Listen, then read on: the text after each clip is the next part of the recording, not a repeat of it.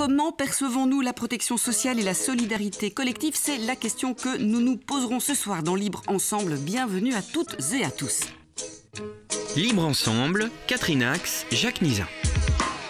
La protection sociale, un système souvent perçu comme mis en danger par les gouvernements récents, mais aussi perçu performant, surtout dans le secteur de la santé en ces temps de Covid.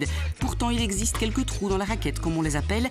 Nous voyons pourquoi ce soir avec nos invités. André Poquet, tout d'abord. Bonsoir, André. Bonsoir. Vous êtes présidente du SLP, Service laïque d'aide aux personnes, et infirmière enseignante, aujourd'hui pensionnée. Et à vos côtés, Jean-Pascal Laby. Bonsoir, Jean-Pascal. Bonsoir. Secrétaire général de l'Union nationale des mutualités socialistes Solidaris. Alors, Solidaris, justement, a mené en septembre une enquête auprès d'un échantillon d'un peu moins 1000 individus représentatifs de la population en Wallonie et à Bruxelles de 18 ans et plus. Une enquête qui fait partie d'une plus grande, Jean-Pascal Laby, des enquêtes sociétales lancées en 2012 avec 12 thématiques. Pourquoi avoir réalisé ce thermomètre, j'ai envie de dire, et pourquoi un organisme comme Solidaris se doit de prendre régulièrement le pouls chaque année de ses affiliés ou de la population en général? Donc on a commencé ce thermomètre en 2012. C'est le 13e thermomètre qu'on réalise. Et l'idée est vraiment de prendre le pouls de la population parce que ça nous inspire, nous, en tant que politique mutualiste, et de recommandations à faire aux autorités publiques. Donc c'est vraiment l'objectif majeur, c'est de voir ce que les gens ressentent et puis de traduire cela en recommandations et en pistes d'action. Et celui-ci est évidemment très important puisqu'il tombe aussi dans un moment de pandémie et il a mesuré ce que les gens ressentent en matière de protection, qui est quand même un des rôles fondamentaux de l'État, et également en termes de solidarité collective. Donc l'idée, c'est vraiment de prendre le pouls et puis de traduire ça en action politique. Alors, ce thermomètre, justement, a révélé plusieurs grandes tendances, on va dire, l'attachement de la population à la sécurité sociale, de manière claire, mais aussi un grand pessimisme, avec des virus qui vont s'enchaîner, avec des crises sociales, économiques, on peut bien le comprendre. C'est étonnant. Donc la Sécu est quand même tout à fait bien perçue dans un monde qui est assez mal vu par la population. Comment expliquez-vous ça ? Je pense que ce que les gens ont traduit, c'est un besoin important de protection sociale, de sécurité sociale, de soins de santé, de pension, d'allocation de pension, etc. Et en même temps, ils ont exprimé la crainte que cette protection sociale ne disparaisse avec le temps.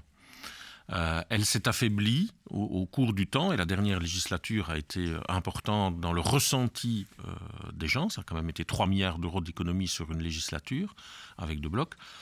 Et donc, à la fois, les gens revendiquent plus de protection, demandent plus de protection sociale, mais à la fois, ils ont des craintes que cette protection sociale ne soit privatisée au fil du temps et qu'ils soient de plus en plus exclus des bénéfices de cette protection sociale. Donc on a là une forme de contradiction, mais qui n'en est pas une en réalité, parce qu'elle s'est traduite pour un certain nombre de personnes par un moins de protection sociale. Et donc ça, c'est vraiment pour nous un élément majeur, que de pouvoir entendre que des gens aujourd'hui ne sont plus protégés comme ils devraient l'être, et donc de pouvoir remédier à cette absence de protection. Alors, grande défiance de la population envers les institutions, les banques, tout le système mondialisé, on va dire, mais beaucoup plus de confiance dans la proximité, son médecin, sa famille, ses proches et sa mutuelle, avec quand même, et on en viendra à André Poquet qui travaille sur le terrain, un clivage de la population, et donc les plus craintifs sont quand même ceux qui ont le moins de pouvoir économique, je dirais. C'est un autre constat du thermomètre, mais qui n'est pas nouveau, qu'on a déjà mesuré au travers des autres thermomètres ou d'une grande enquête qu'on avait menée avec la fondation Ceci n'est pas une crise, Noir, Jaune, Blues, c'est qu'on vit dans une société blessée, fragmentée, et où le nombre de personnes qui se sentent abandonnées, qui se sentent déclassées est de plus en plus important. Et on a vu ce phénomène aux États-Unis, par exemple, dernièrement, mais dans des pays européens, voisins de la Belgique également. Donc on a ce constat aussi de personnes qui se disent « mais moi, j'appartiens plus vraiment à cette société, l'État qui est censé me protéger ne me protège plus, on ne comprend pas ce que moi je vis, ce que je ressens ». Les hommes politiques sont tellement éloignés, les hommes et femmes politiques sont tellement éloignés de cela que quelque part, je ne me sens plus intégré dans cette société. Et l'autre constat, c'est de dire, alors je me réfugie dans ce qui me protège le mieux, c'est-à-dire mon cocon familial, ou en tout cas ma tribu, si je puis dire, c'est-à-dire ma famille et mes proches. Et il y a, corollairement à ça, et ça aussi on l'a mesuré au fil des thermomètres depuis 2012, une désaffiliation à l'égard des partis politiques, du monde de la finance. Et donc on a le sentiment qu'on n'est plus dans une société qui fait société, mais dans une société qui est de plus en plus une somme d'archipels. Et ça, je pense que c'est extrêmement dangereux pour l'avenir de la démocratie d'ailleurs, mais aussi pour l'avenir tout simplement de nos concitoyens en termes de protection sociale. Donc c'est vraiment aussi un élément important. Et quelque part, on a alors une injonction paradoxale de personnes qui disent « je veux être plus protégé », je demande que l'État le fasse, mais je ne crois pas que l'État soit capable de le faire. Et ça, c'est extrêmement dangereux, je trouve, en termes de messages politiques, puisqu'il ne faut jamais oublier, et je le répète à chaque fois que je donne un entretien, un des grands objectifs de la protection sociale, c'est aussi la cohésion sociale. Quand on met en place la protection sociale au lendemain de la Seconde Guerre mondiale, ou plus récemment au Rwanda, après le génocide, quand les Rwandais décident de mettre en place un système de protection sociale, c'est aussi pour assurer la cohésion sociale. C'est bien sûr pour que les gens bénéficient de soins de santé, puissent se soigner, bénéficient d'allocations de pension, etc. Mais le système de cohésion sociale, l'objectif de cohésion sociale est pour moi un élément majeur, surtout dans des sociétés très fragmentées comme celles que nous connaissons aujourd'hui. D'où l'intérêt de le bichonner, ou de la bichonner, notre sécurité sociale. André Poquet, c'est exactement ce que vous aviez relevé aussi, vous, à la lecture de ce thermomètre, des inéquités grandes, des clivages qui ne font plus société. Oui, en effet. Ce qui m'avait vraiment frappé, c'est qu'évidemment, en pleine situation de crise que nous traversons, bien sûr, on se raccroche, on a des exigences par rapport au public. Au plus on est en situation de précarité, au plus on est en attente, bien sûr.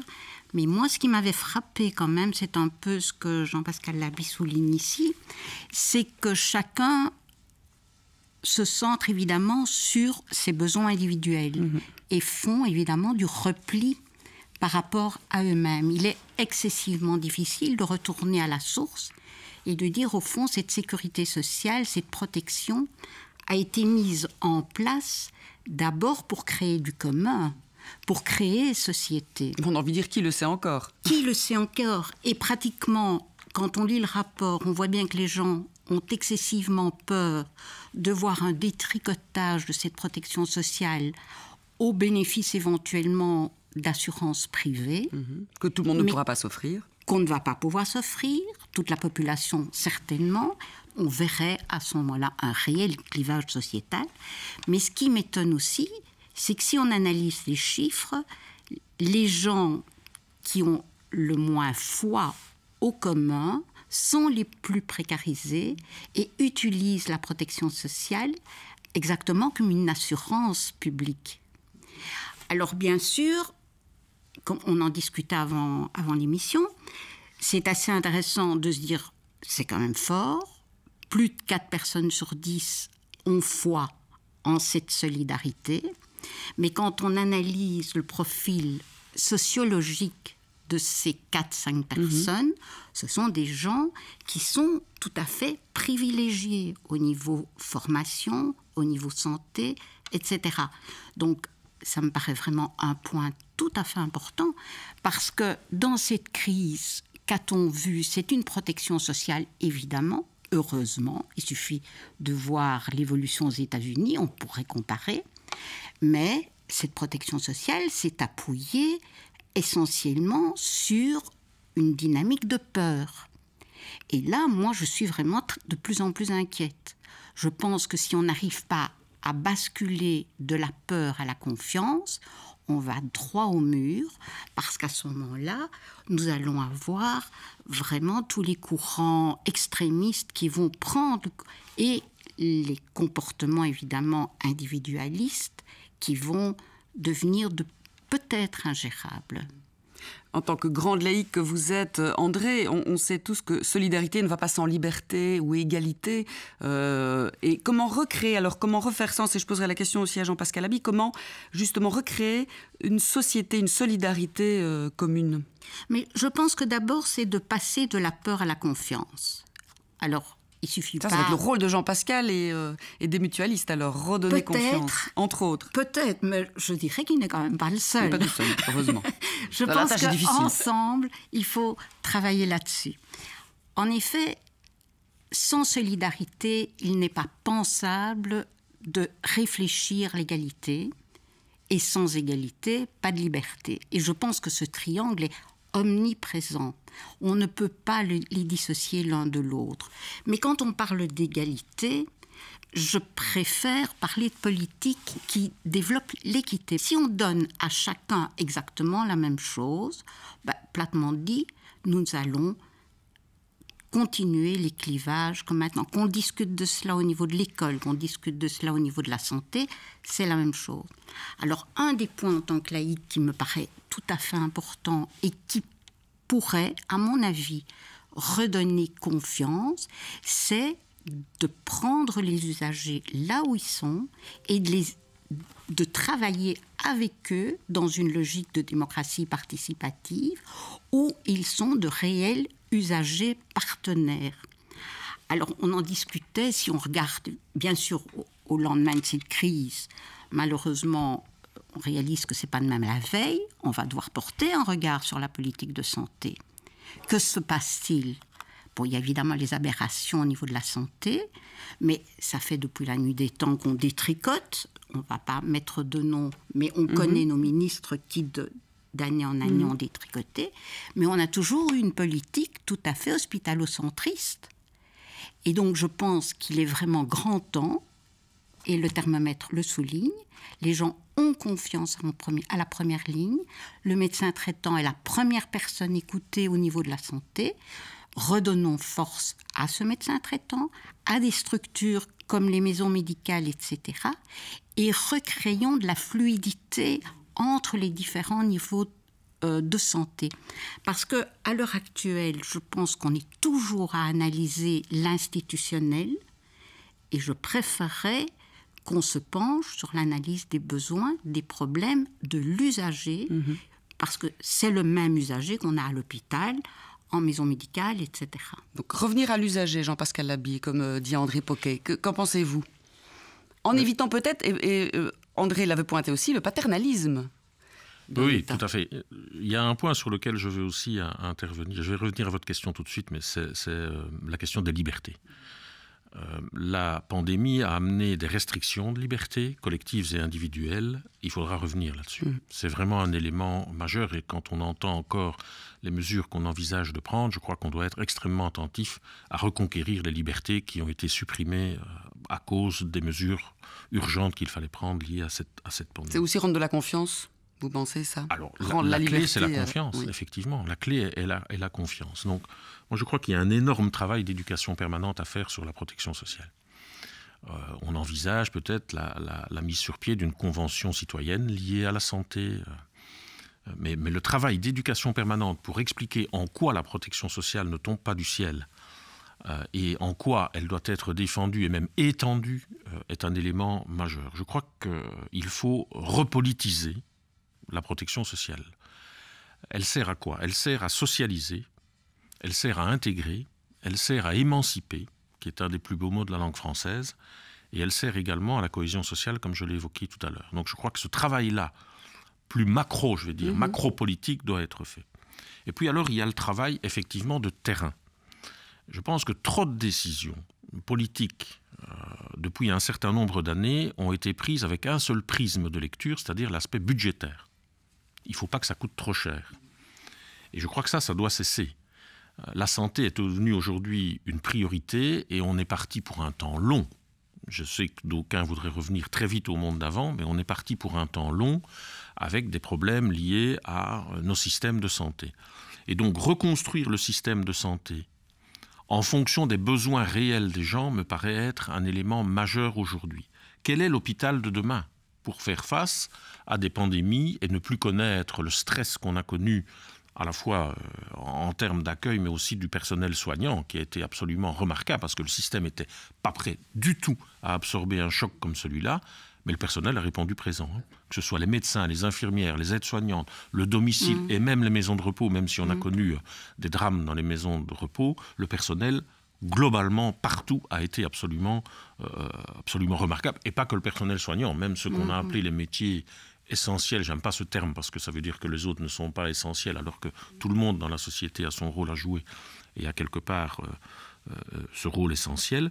Et donc, reconstruire ce système de santé au départ des besoins des gens me paraît être un élément majeur. Et nous allons lancer au sein de Solidaris cette réflexion très prochainement, parce que c'est absolument essentiel. Alors, il y a différentes logiques qui devront être intégrées, retrouver du sens à ce qu'on fait, du sens à la solidarité, du sens aux soins de santé me paraît être un élément majeur. Lancer un plan digital, parce qu'on est dans un schéma comme celui-là, national, ça me paraît être un élément important. Avoir une vraie réflexion sur le financement, à la fois le financement du système de santé, il y a un certain nombre de revenus qui n'y contribuent pas, ils doivent y contribuer à l'avenir, mais aussi le financement du monde hospitalier, qui est aujourd'hui inflatoire, puisque le financement des actes amène d'autres actes, et donc on sait aujourd'hui qu'il y a d'autres pistes qui devraient être explorées, et c'est ce qu'on va faire très prochainement au travers de la Médicomute, c'est-à-dire la réunion de l'ensemble des représentants des médecins et des mutualités, où on va avoir des réflexions sur le financement hospitalier, la nomenclature qui sera appliquée, les suppléments d'honoraires, enfin tout ça qui vise à mieux protéger l'ensemble de nos concitoyens, que ce soit dans le monde hospitalier, que ce soit au domicile. Le domicile a son avenir devant lui, ça va croître encore en termes d'organisation de domicile.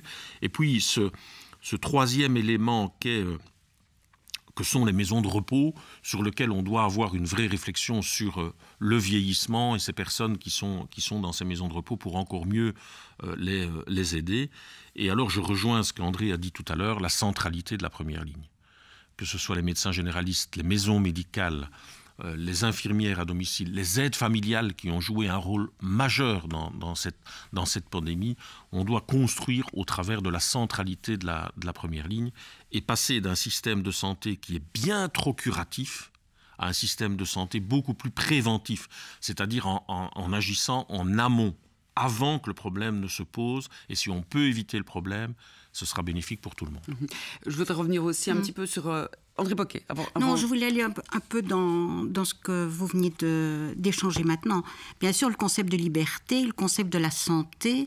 C'est vrai que quand on parle santé, on a tendance à voir les hôpitaux et le curatif.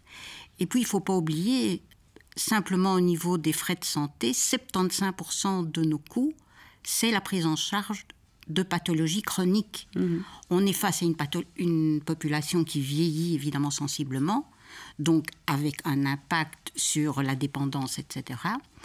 Et donc toute cette prise en charge qui doit se faire tout en respectant la dignité de chacun de nous, tout en respectant évidemment les attentes des gens, demande évidemment une réflexion qui détricote tous nos modes de fonctionnement antérieurs. Alors, on reparlait, je voudrais continuer sur le concept de liberté, qui me paraît quand même fort important. Si on lit le thermomètre, et ça ne m'étonne absolument pas quand on discute avec les gens ne connaissent pas leurs droits. J'allais y venir. Vous parlez d'éducation permanente. Comment aller chercher les gens qui disparaissent un peu des radars de la sécurité sociale, qui ne la connaissent pas, donc qui ne connaissent pas leurs droits et qui n'y ont pas recours. On est dans un cercle vicieux, c'est ce que je te disais encore hier. On a un réseau excessivement efficace. Donc, on a nos filets. Et puis, quand on discute avec les gens, je dis, mais comment ça se fait qu'ils n'ont pas frappé à telle ou telle porte? Et alors, attention, on a un filet extraordinaire, mais avec une lourdeur administrative qui est parfois époustouflante. Oui, et qui décourage plus d'un, évidemment. Qui en décourage plus d'un.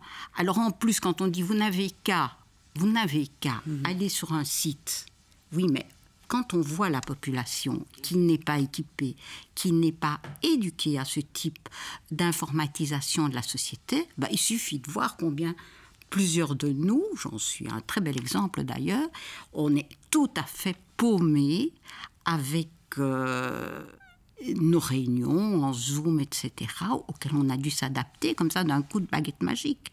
Donc quand vous êtes avec une population très très précarisée, et une envie de digitaliser, comme Jean-Pascal Lavie vient de le dire. Et une envie de digitaliser, et je pense que Jean-Pascal a tout à fait raison. on ne peut pas faire fi de cette... Mais ça nécessitera une formation, des projets d'éducation permanente, tout à fait bien bétonné, bien réfléchi. Vous allez y mettre les formes et les moyens, Jean-Pascal Laby, chez Oui, parce que Solidaris. nous, on se veut être une mutualité multicanale. C'est-à-dire ceux qui veulent nous joindre par le digital peuvent nous joindre par le digital, mais nous allons garder la proximité des agences, de l'humain, quelque part. Il y a toujours de l'humain qui est nécessaire. Vous n'allez pas faire comme le milieu bancaire, à fermer toutes les agences et à laisser des gens dehors. Non, certainement pas. Donc nous, on n'est vraiment pas du tout dans cette logique-là. Puis, il y a un point sur lequel je veux aussi insister, et on entend encore, pour l'instant, les vaccins, la problématique des vaccins.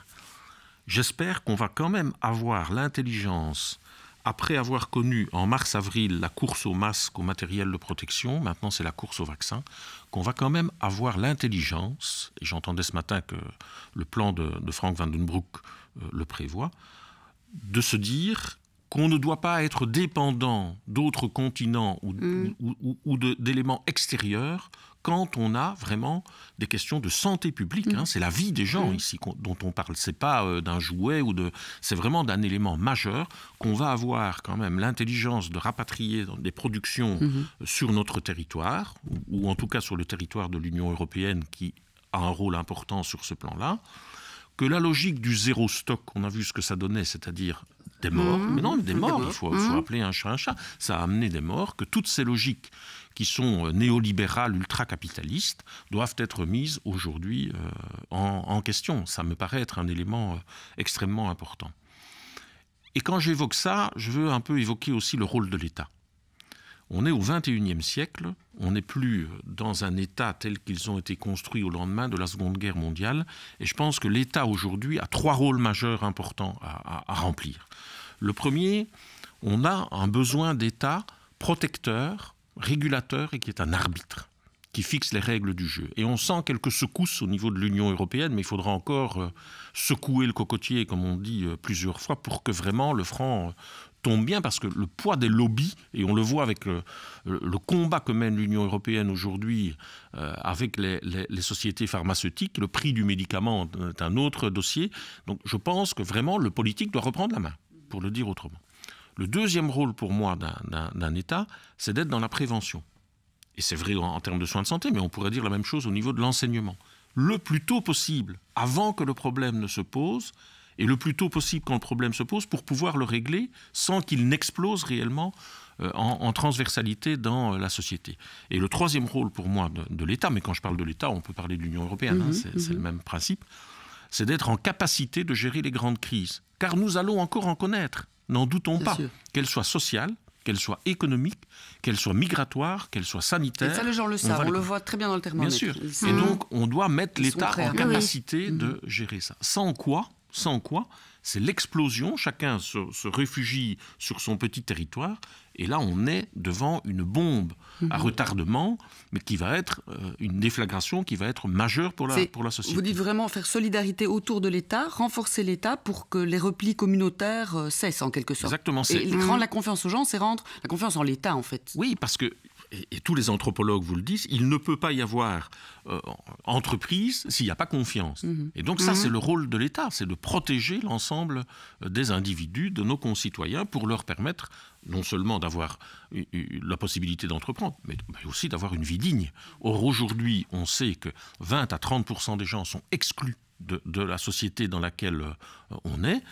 Et pour revenir à votre question, que fait-on vis-à-vis de ces gens-là ? Soit on s'en fout, parce qu'on considère, comme d'aucuns, et notamment un président de parti qui l'a déclaré dernièrement, il n'y a pas de déterminisme social dans la société. Voilà. Or, on sait très bien qu'il y a du déterminisme social dans la société. On voudrait les oublier, les laisser sur la route. On est dans l'ultra-proximité, et l'éducation permanente a un rôle important à jouer, mais l'ensemble des structures publiques ou type mutualité, syndicats et autres structures de la société civile ont un rôle fondamental à jouer dans la proximité, dans les quartiers, pour redonner confiance aux gens, les accompagner et tout simplement leur redonner un cap, un espoir, un horizon, car c'est de ça qu'il manque dans la société. Il reste 4 minutes environ, André Poquet, et je vous laisse parler, mais juste après, vite, un mot sur les jeunes. C'est quand même la société de demain, le monde de demain, et Philippe De Feit disait il y a peu de temps dans la presse que vraiment les jeunes faisaient partie du trou noir de cette sécu sociale et qu'ils n'avaient aucun droit avant l'âge de 24 ans, s'ils terminaient leurs études supérieures avant 24 ans, ou bon voilà, et les jobs en ce moment pour les jeunes c'est très difficile. André Poquet. Oui, en effet, on réalise qu'il y a les oubliés dans cette crise. On s'est focalisé sur le curatif pur et dur, curatif maladie, somatique. On a vu la place des réa, etc.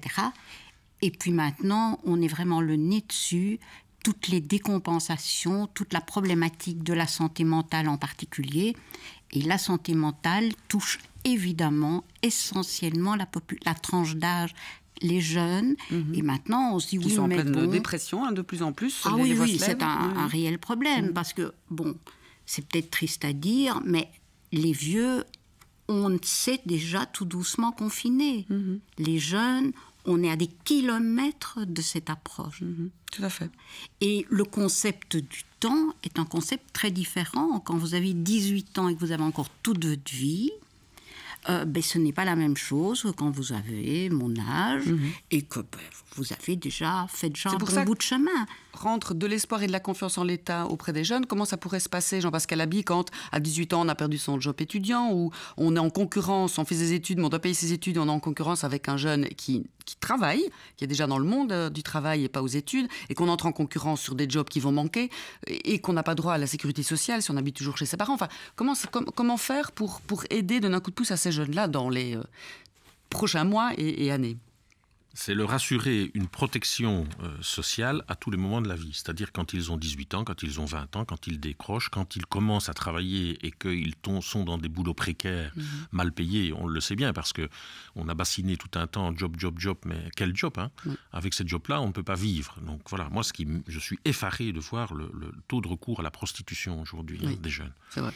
Dans les universités parce qu'ils ont perdu leur boulot, etc. Or, c'est quelque chose qu'on ne veut pas voir. Non, parce non, que c'est vrai, on n'en parle pas beaucoup, caché mais sous ça 5, existe. je ne saurais voir, comme on dit, mais franchement, c'est quelque chose de différent. Donc je pense que travailler sur les différents moments de la vie d'un jeune de 16 ans, parce qu'il y en a qui décrochent à ce moment-là ou qui veulent travailler déjà à ce moment-là, 18 ans, 20 ans, jusqu'à 24, 25, et de savoir de quoi ils ont réellement besoin et les protéger, notamment par des allocations d'insertion qu'on doit peut-être réactiver ou d'autres éléments majeurs. Même s'ils sont toujours chez leurs parents, parce qu'il y a des parents qui ne peuvent pas non plus venir aux besoins d'un jeune. Non, parce que revenons au rôle fondamental de la protection sociale, c'est d'émanciper. Donc il faut les aider à s'émanciper. Il y a des parents qui ne peuvent pas. C'est difficile pour un jeune de 18 ans de demander 20 €. On sait que les fatalités sociales se reproduisent aussi.